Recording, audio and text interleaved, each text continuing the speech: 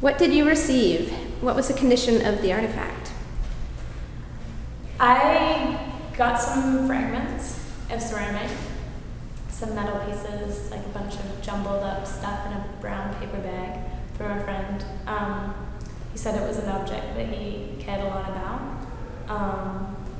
It was in pretty bad shape and it was just a few pieces.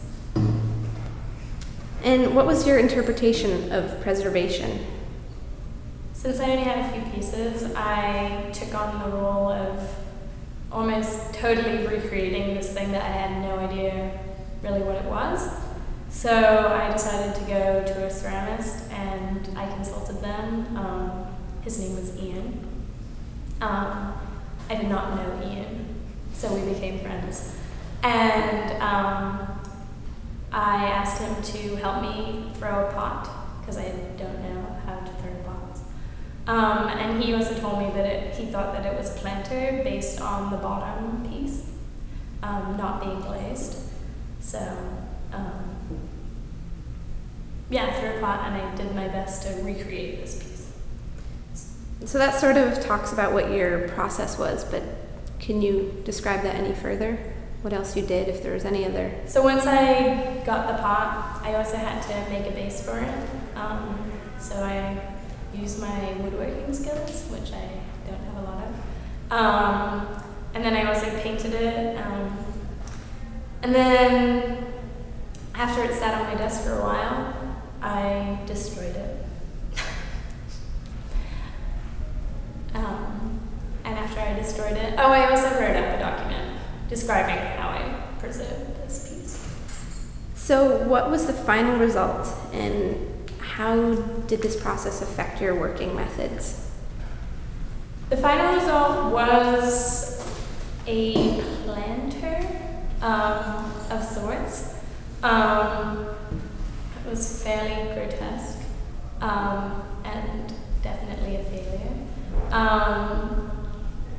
In terms of how it affected my process, I guess it was totally took me out of my comfort zone, both physically in the sense that I had to go to a new studio and I never leave my studio. So I made new friends and I learned new skills and actually had fun. And then in terms of working in studio, I'm not good at failing, and so it created quite a lot of buzz because it sat on my desk and people asked me lots of questions about it, and I became quite fond of this thing that was really, really hideous, and grew to love it and care about it and want to preserve it, and was mildly satisfied with what I'd done. So it's a big change for me.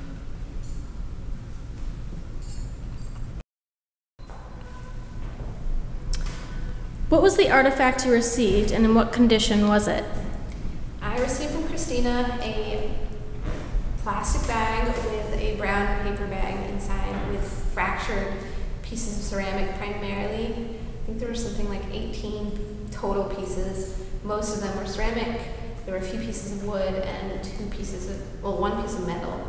And I also received a torn up and somewhat burned document which was missing pieces. But essentially everything was fractured in pieces. And how did you interpret preservation? I guess my sort of role in our progression was the idea of taking all of pieces of a whole that was once whole but is now fractured, and trying to be truthful to what was in front of me and build back what had been. So I guess that was my role, is sort of like happening upon something that once was whole and is now parts, and trying to be as honest to that process and those pieces and artifacts as possible. And I was not too concerned with the creativity or the sort of enhancement of the original, just trying to recreate it to its former glory as much as I could, or knew of. And what was the process? What materials and things did you use? So I had the bag of ceramics. There were a few pieces that were clearly original because they were just they had been fired in a kiln and they had real glaze on them. and then there were other pieces which I imagine Christina had built and or created. So I looked at these pieces. I had to find a glue that would hold a porous material. I also had to find, she had painted hers green, but the paint was all peeling off because of all these fractured pieces. So I had to find paint to replace her green paint. So I went to a hardware store to try to find paint that could go onto this absorbent surface and most match her paint. Granted, the paint I found was pretty ugly. And so I just had to sit in front of all these pieces and slowly try to sort of piece the puzzle together and figure out how they all worked, and glued them and let them dry, and paint. I had to put something like 8 coats of paint on so it covered the streaks of glue. And in the process I took process photos, and in the end there was a gaping, like a hole on the side, which I imagine hadn't originally been there, and there were 2 pieces that I didn't know what to do with, so I reimagined the structure into something like a birdhouse, even though I didn't think that's what it was at first, but I had no idea how else to use these pieces. So I ended with that, and that's where I handed it off to Katie. And did it affect your working methods in any way? Yeah, I've been thinking about that, and one thing that I realized is that in many ways, graphic design is sort of this process of it's sort of like a puzzle. You have many pieces, you have to fit them together, they have to make sense, you have to build from pieces to a whole. So in some ways it's like the physical equivalent of what I'm doing in often a two-dimensional form. I always love playing with materials, so I'm always excited to get my hands dirty. It was a little strange at my desk because we all are surrounded by technology, so I have my laptop here, I have my headphones on, so I think I was watching a movie and just trying to zone out and focus on this object. I had a flat screen. My classmates were walking back and forth, and they kept thinking I had shattered some prized possession of mine, just personal, and I was working on it. And it was really odd to explain that this was actually for class and had purposely been broken and all this. But I think just going forward of sort of like the close looking and the slowing down and the bringing the hand physically into your work is kind of probably where that would be influenced. What did you receive, and what was the condition of the artifact? I received a ceramic object from Eliza. She brought it to my studio. It was a cylinder form, a vessel, I would say, with a wooden lid, and there was a kind of a metallic green paint on the object, and there was this hole with a stick coming out that at first glance resembled a birdhouse-like structure. And the condition was intact, but it had been glued, and there were definite original pieces versus the handmade pieces that I assumed that the people before me had made. How did you interpret preservation?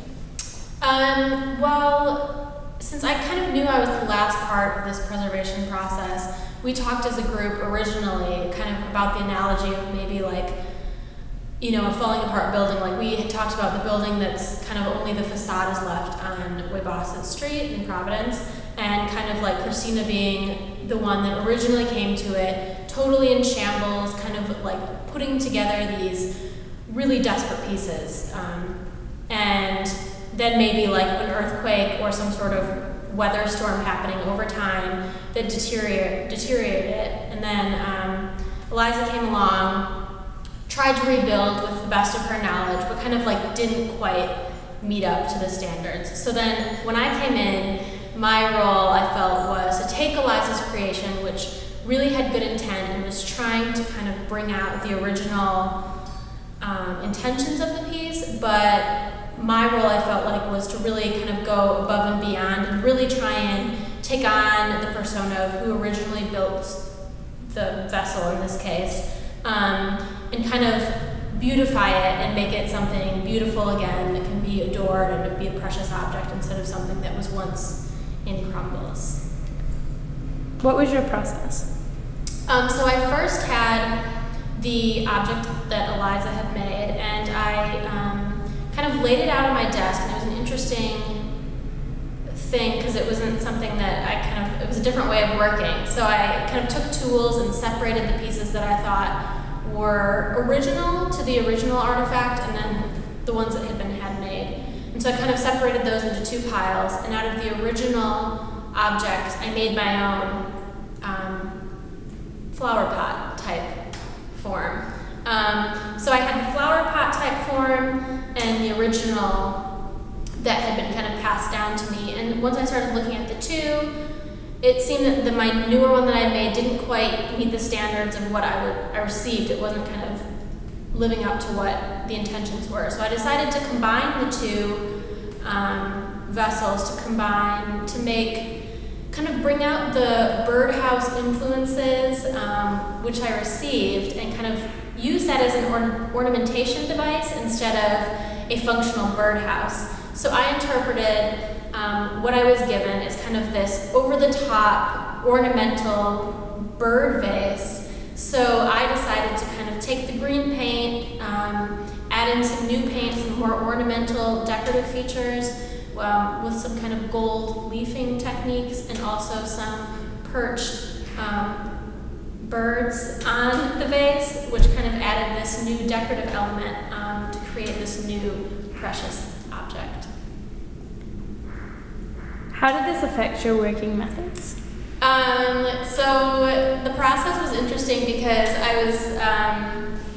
I felt like I was in a movie or something, because it was like all of a sudden I took on this role of like, I am the preservationist. So I like laid out a piece of paper on my table, very clean, orderly, laid out all my tools, which is like a way I never ever work. I'm usually kind of in this like state of chaos. So everything was very orderly, and I had like paintbrushes dusting the thing, kind of like an archaeological dig. And so I almost felt like I was taking on the role of like people I see in movies or something, instead of maybe actually what preservationists do. Although I kind of think that is what maybe they do. But I felt like it really changed my process and how I viewed the objects. Like all of a sudden they were precious. I was treating them as precious. I didn't want to break them. Whereas I think my normal process, I'm less cautious with material. So I think it really influenced how I viewed the object.